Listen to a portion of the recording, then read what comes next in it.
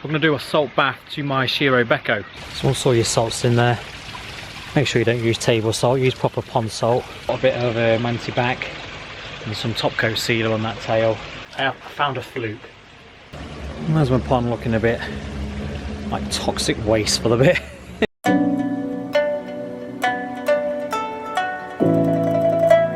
Hey up my ducks, and welcome your faces back to Shiro Bekko Koi. Right, so in this video I'm going to do a salt bath to my Shiro Bekko. So I've been up to Japanese water gardens this morning. I've also vlogged it as well, so I'm not sure if I go before or after this video, so keep an eye out if it's not out already. But yeah, I picked up some salt, so I'm going to do a salt bath because I didn't do that last time, which you would have seen on the last video, because I just ran out of salt. So I've now picked some up and I'm going to give that a salt bath. I've also picked up some Acriflavine as well, just to make sure there's no sort of bacterial issues going on with the water. The pond temps are just about right for the Acriflavine at the minute, so because obviously you've got to use it over a certain degrees. I've also been doing a water change. I've been doing water changes quite regularly, just in case there's anything untoward going on. I mean, water quality is spot on. We've tested for ammonia, nitrites, KH, GH, we've done it all, pH. And the water quality is absolutely spot on. So it's just mainly that Shiro Bekko. Obviously the ghost koi, as you've seen from past videos, had something, but that's all sort of clearing up. It's more or less there. There's a lot of white film over it, which you don't want to touch. All the white is actually good stuff, so it's only when you see red that you want to be treating. If it's white, that's good, it's healing up. So where is the Shiro? So he's down there. He's not well, or she's not well, bless her. She's a bit stressed, gone a bit pink through stress. She's sitting on the bottom a bit, and I really don't want to lose that fish. 20 years I've had that fish, 20 years. It's actually one of the first set of koi I actually bought, because I bought that and the ghost koi, which you can see, so they're both same size, both 20 years of age. They were the first set of koi I actually bought, along with some ogons and a sankey, which no longer with us. Not as old as the tench, don't mind. So yeah, so it's a bit of a sentimental fish because I've had it a long time. So today we've done the Nexus cleans, all done. I'm cleaning out my skimmer, as you can see. Just topping the pond back up after the water change. So I've been doing about 10%, about 10-15% water changes on a regular basis. And yeah, so I'm not sure what you can see there on the camera, but once we get her out and bowl her up, you'll see for certain. Been sedating her, I've been treating the little bit of, she's been missing a bit of the, on her tail fin. Like I said, I don't know if it's bacterial, where it's been eaten away and it's a bit of fin erosion. It's picked up an ulcer, or it's done a bit of damage, but we've been treating that. So yesterday I did sedate her again, and we got that treated. So today I'm going to do the salt bath. Always recommend salt baths, I'm a bit of an advocate for that. Salt baths has worked perfect. Again, if you've seen on past videos, if you can see my heel Shiro down there, more or less salt baths cured that. It had a wound on its flank, it was all healed up. All the other fish seem to be doing okay, so like I say, I just don't want to make sure there's nothing untoward going on with the water in there, hence the water changes and getting the Acriflavine. Only downside, I've got to turn my UV off for a bit for that, but you've got to do what you got to do. So we'll get this fish bowled up, everything's ready.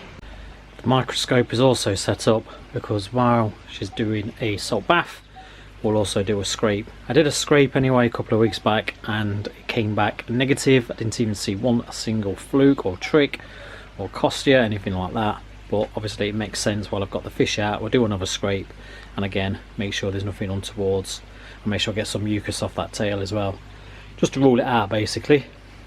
Right, so we've got the bowl of water ready. So I've put 30 litres of pond water in there, which is just about 6.6 UK gallons. Normally I use 1 ounce per gallon. So before we do actually net the koi, I just want to take this opportunity to make sure you do give this video a thumbs up. It really helps the algorithm of the channel out, helps me out a lot. And of course, if you're not subscribed, I recommend you subscribe. It costs you absolutely nothing. Get yourself set a Google account and subscribe to Shiro Bekko Koi. So without further ado, let's go and get the koi. Actually, what we do need to do first is obviously put the salt in. got the air stone ready as well.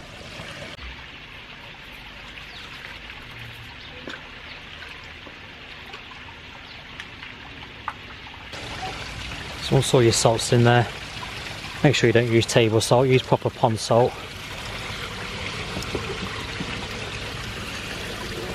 Just get it all dissolved. This can actually burn your koi skin. Oh, it's freezing in here. You make sure all your salt is properly dissolved.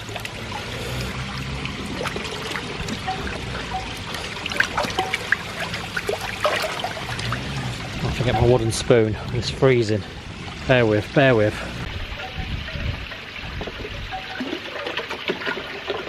It's so cold on my hands now. It's one of them. So just make sure all your salt is properly dissolved. Of course you can dose the whole pond with salt, but I've got plants in my pond, so salt's not good for plants. It saves you moving them. If there was a massive outbreak against a lot of fish, then yeah, I suppose it would have been a good idea to dose the whole pond. But I'm only treating one fish. Air pump in, so the fish will have plenty of oxygen. Right, what you don't want to do is leave this koi alone. So if it starts rolling over, what you want to do is get it back into your pond straight away, because obviously the salt can overdose the fish. So you can see it's going pink through the stress, the scale's protruding. But what's, not sure if you saw in the last video, if I showed you on the last video, that's its tail. So it's not in a good way. So just try and keep it calm. So just keep an eye on your fish. Obviously net it as well if need be. I'm going to stand here anyway. I'm only going to salt bath this for 10 minutes. Let me just go and have a look at the time quickly. Right, so I've made a note of the time. So 10 minutes, but like I say, if you see your fish rolling over, then put it straight back into the pond. So guys, so it just proves that it's not always good to rely on just one scrape, because I found a fluke. But it won't be the fluke that's the issue that's caused the tissue damage.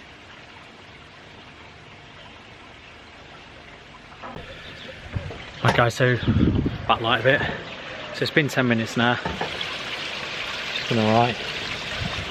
So I'm just now going to spend the next few minutes. We're just going to go and put a bit of manti back and some top coat sealer on that tail and some powder as well, just to seal it up a bit. And then we'll get back in the pond. Light's not very good there, is it? And then we'll get the pond, wait till the pond's topped up, and then we can dose it with the Acriflavine. But yeah, she's done alright in there in the salt bath, so we'll get the tail cleaned up. All we can do is pray. I'll be gutted if I lose her. When I first had the Shiro Bekko, plenty more black was on it.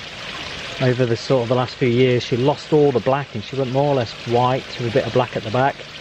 Last year the black started to pick back up again, so you can see all the sumi pigmentation coming back through. There's some more to come through here, so a lot of the sumi is actually starting to come back through. But the protruding scales obviously and the pinkness is what's going to worry about the bacterial infection. Hopefully it's not like septicemia or anything like that, but obviously she's been a bit stressed as well. Sat on the bottom of the pond, not clamp fins or anything, she's swimming around, she's coming up and eating. So hopefully this salt will act a bit of a tonic and just pick her up a bit. Hopefully with the temperatures slightly getting warmer, should help as well. Cold temperatures, you see, just wouldn't have helped at all. So let's get that tail cleaned up and we can get her back in the pond. Alright, so on the scrapes I did find one fluke, but I only did find the one fluke. I tried looking for costia as well, so used a high magnification, couldn't find any costia, couldn't see no tricks. So it was just the one single fluke. So couldn't see anything last time, so it just always shows, you know, to keep doing it. But like I say, it wasn't inundated with flukes, it was just the one. So I can't really treat for that one, I'm treating it for the Acriflavine. So because it's one, I'm not too worried, and it's not something that would cause the damage on the tail anyway. But obviously the stress could. It wasn't like an infestation of it, so it's a bit strange. So obviously I'll wait till the pond tops up before we dose it with the Acriflavine, because obviously I know how many litres is in the pond. and all we can do is hope that it picks up. So I'll keep doing the salt baths, but yeah, salt baths are great, even for parasites as well. Salt baths are good for, so we'll see how we get on. Got my gloves on because it does stain your hands, this stuff.